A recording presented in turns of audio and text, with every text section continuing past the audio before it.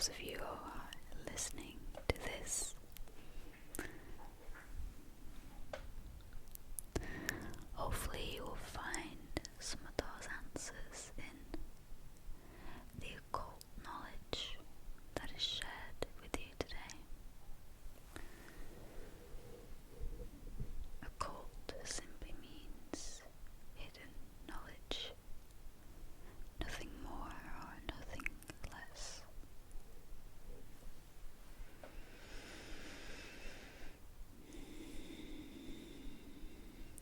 So, there's a little dialogue that I wanted to read to you that I found that was quite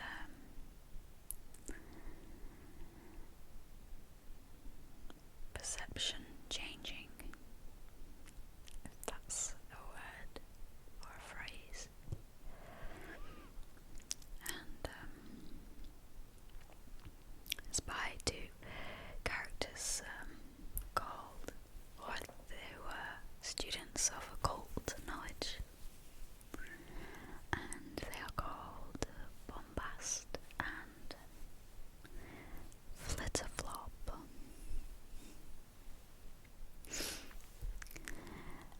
Who have been recorded in their encounter through an astral telegraph. An astral telegraph. Embroiled in a polemic about the masters. They may have the answers to the questions and many more that you might ask. Or maybe not. Who knows? So, if you would like to know more about this conversation, then I will put the links in the description below. I'm only doing a small snippet of it for you.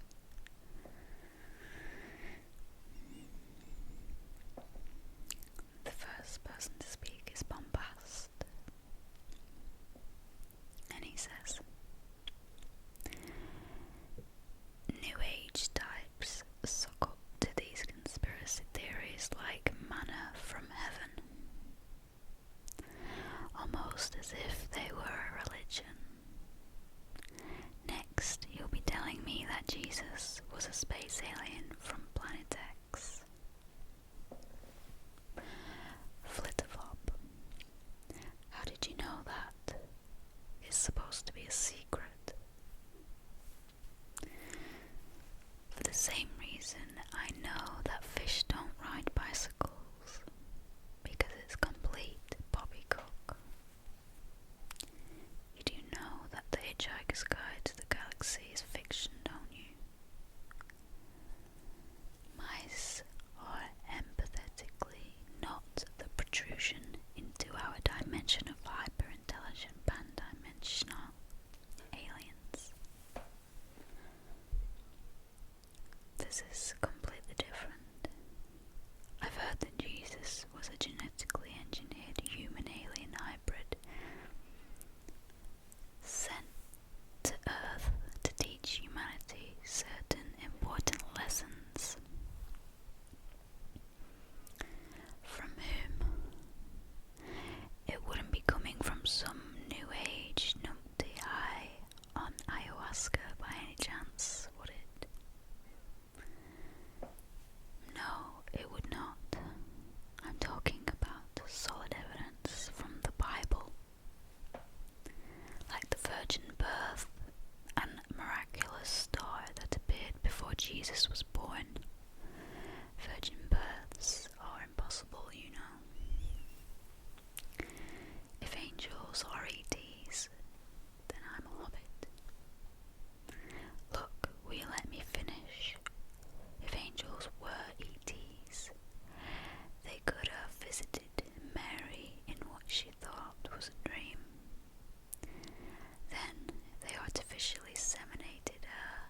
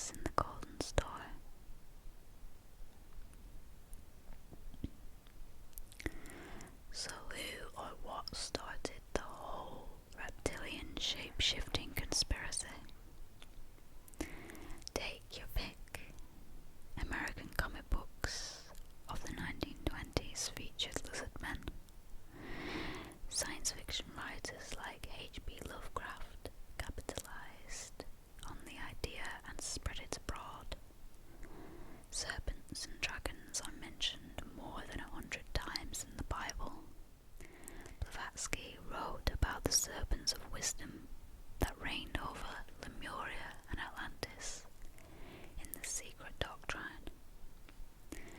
But her serpents, like those mentioned in the Bible, were not actual reptiles, let alone reptilian shape-shifting aliens, but simply symbols intended to illustrate certain occult laws, principles, and natural phenomena.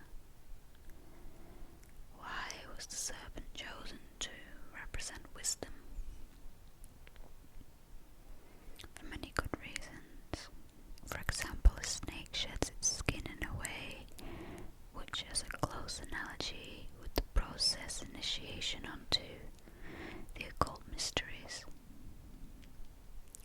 Before shedding begins, the snake becomes physically inactive.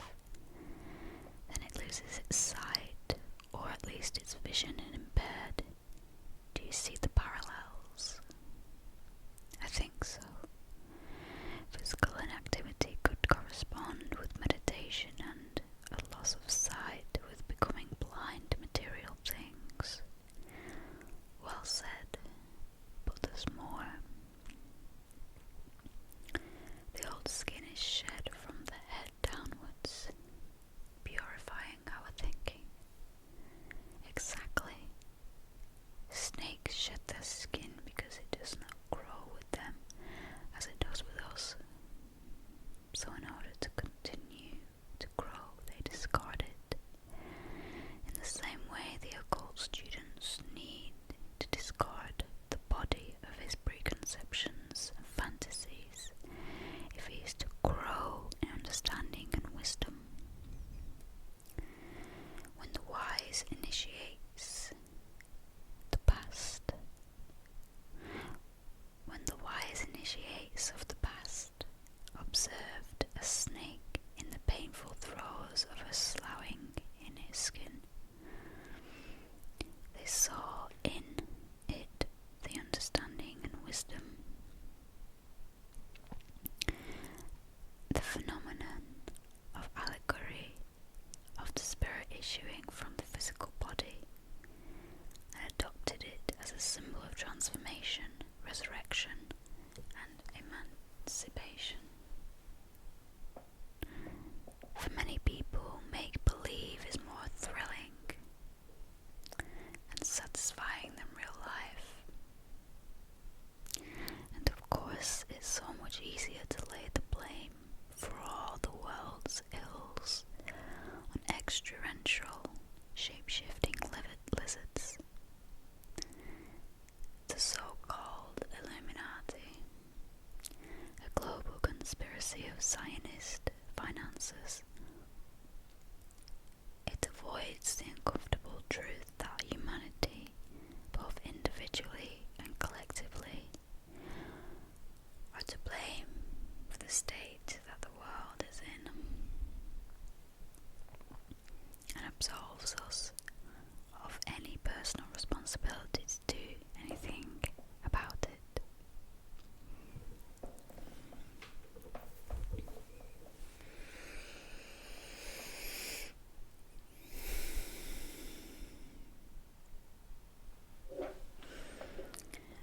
You know,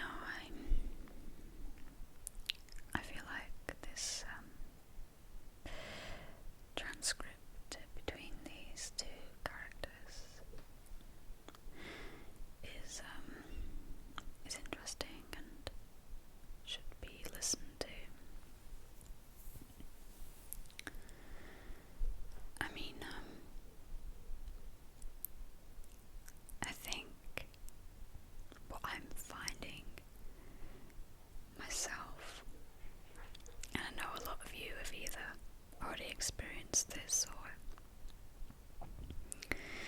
you're way ahead in terms of knowing this, but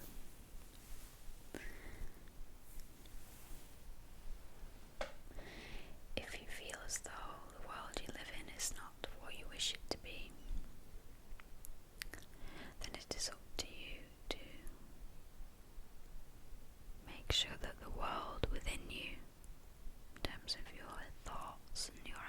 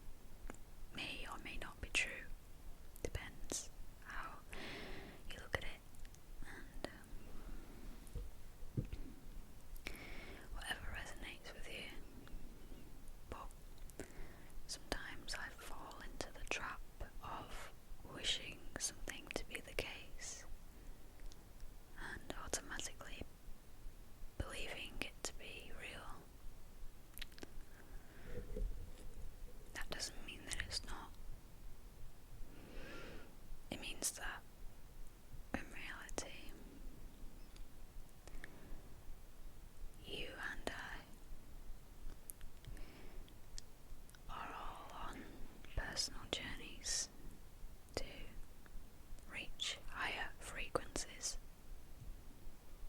And a lot of the time that means you need to really take a look at yourself and know when it is you're doing something either wrong or right. And if you know you could be doing something better for either yourself or another person, then that is the action that you need to take that is going to change your world. We all live in our own world, there is no doubt about that. I may see you and you may see me, and our worlds coincide somehow. But we in fact live on separate planes of reality, depending on how in tune you are with my vibration or anyone else's.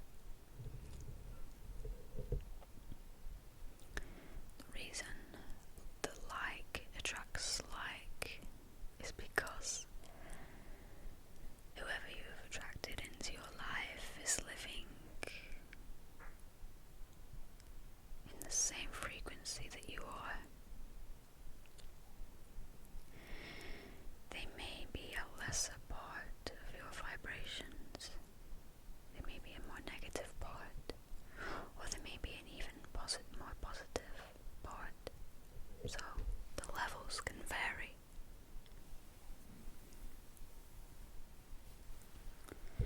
But you have to admit, in the whole time you've been here on Earth, you haven't stayed the same.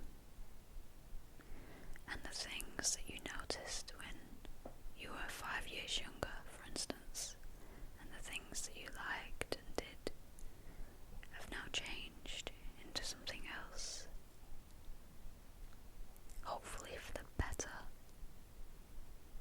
Hopefully 5 years on you're better at dealing with your anxiety, or better at knowing how to truly be selfless in some situations.